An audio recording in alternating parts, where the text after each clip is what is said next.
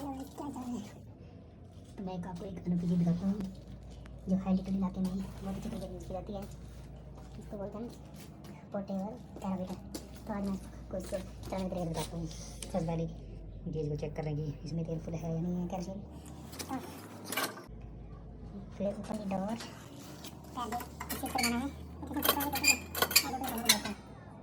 पैर दबाने के बाद फिर इसको फुल घुमा देना है। इस बार इसको पूरा ये घुमा सकता है, इसको पूरा फुल घुमा कर खींच देना है। फिर दोबारा एक रिक्शे को हाथ से दबाना है। उसमें इस प्रकार से लगा देना है और अपना टाइम पसंद आएगा।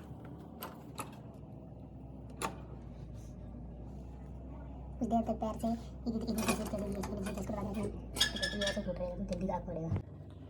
जब कैरेक्टर चलेगा तो इस प्रकार का घुमा देगा। तो कुछ टाइम तक हमने जो किया इसको ये तरह से तो ये इस प्रकार से चलेगा। देखिए